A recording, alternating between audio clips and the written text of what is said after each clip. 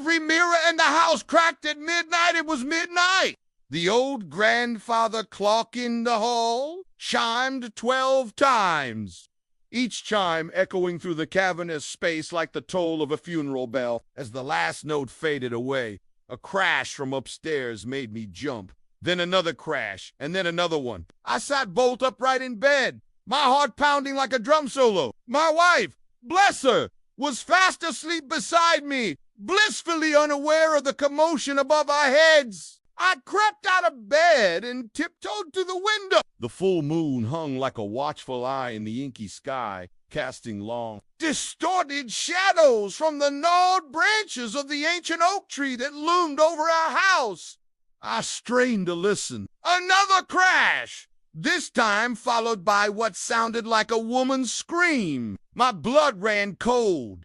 I lived alone with my wife in that old house. We were the only inhabitants of its echoing halls. So who was up there making those awful sounds? I knew I should call the police, but fear had frozen me to the spot. What if it was something or someone that I didn't want to unleash upon the world? Then I heard it again, the sound that had sent shivers down my spine since childhood, the sound of my mother's laughter. It couldn't be. She'd been dead for 20 years. Her laughter echoed with another worldly quality that made the hairs on the back of my neck stand on end. I had to get closer to see, to find out what was happening. As I climbed the stairs, each creak and groan of the old house seeming to mock my apprehension, I told myself that it was just my imagination playing tricks on me. My mother had passed away when I was a teenager. Back then, our house hadn't been this old. It hadn't had these creaking stairs or the gnarled oak tree with its clawing branches. But somehow it all felt connected to that night, to her death. The attic door stood ajar at the top of the stairs, and I hesitated, the metallic taste of fear heavy on my tongue. Then I pushed the door open and stepped inside. The attic was pitch black, filled with the musty smell of decay and disuse. Dust motes danced in the pale beam of moonlight that sliced through a crack in the boarded-up window. And there in the middle of the floor lay a broken mirror. I crossed the attic, my footsteps muffled by the thick layer of dust, and stared at the shards in the mirror. There were big, deep cracks that looked like radiating outwards from the center of the mirror, which was covered in dust. With a shaking hand, I brushed some of it away to reveal an image that made my blood run cold. It was my face staring back at me, but it wasn't my face. It was my mother's face, her laughing face, the face I hadn't seen in over 20 years. The mirror should have been reflecting the dusty attic, but instead it showed the hallway outside, the hallway where the grandfather clock stood, the clock that had just chimed midnight. And then I realized with a sickening lurch, it wasn't the mirror that had cracked. It was the image within it. I stumbled back, knocking over a moth-eaten trunk, and raced downstairs. I could hear the clock chiming, each chime echoing my terror. I burst into the hallway and flung open the door to the stairwell. I had to get out of the house, away from the mirrors, away from the images they held. As I ran, I could feel their eyes boring into my back, their icy stares sending shivers down my spine.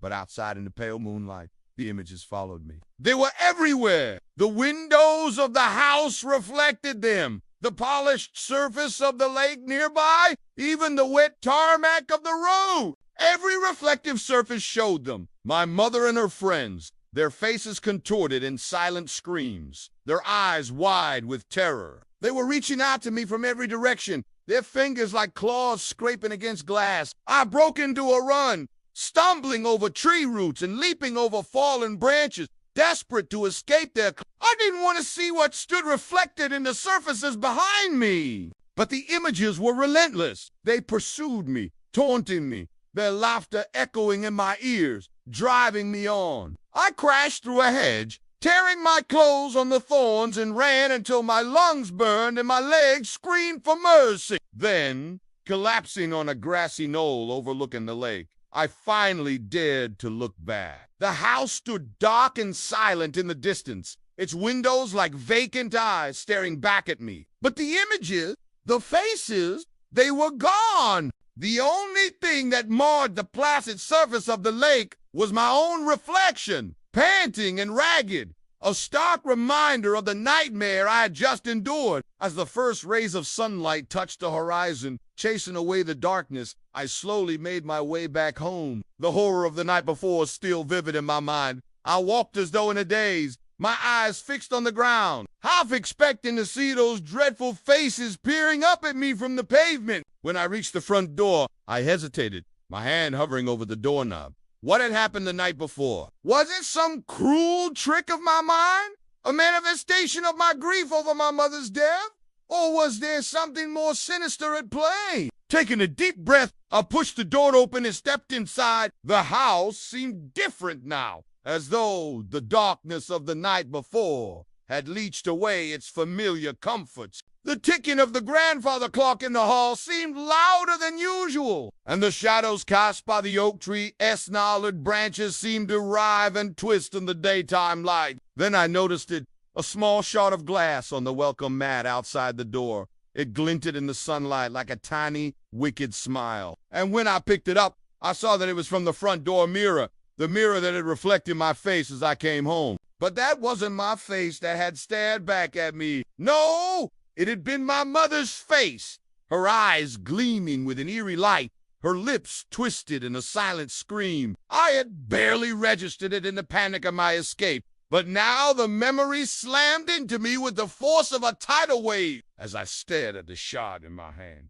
the full horror of my situation, the terrible truth, crashed down on me. It wasn't just one mirror that had cracked, it was every mirror in the house. And the images they held weren't just distorted. They were trapped, imprisoned within the glass, screaming to be let free. And now that I had seen them, they would never rest. They were bound to me, and I cursed to wander the earth, forever running from the faces that haunted me, forever seeking refuge from the eyes that watched me, always watching me, even in the daylight. Now, even as the sun blazed in the cloudless sky, the images were there, dancing at the edge of my vision, beckoning to me from every reflective surface, waiting for me to turn my back on them so they could strike, so they could finally break free.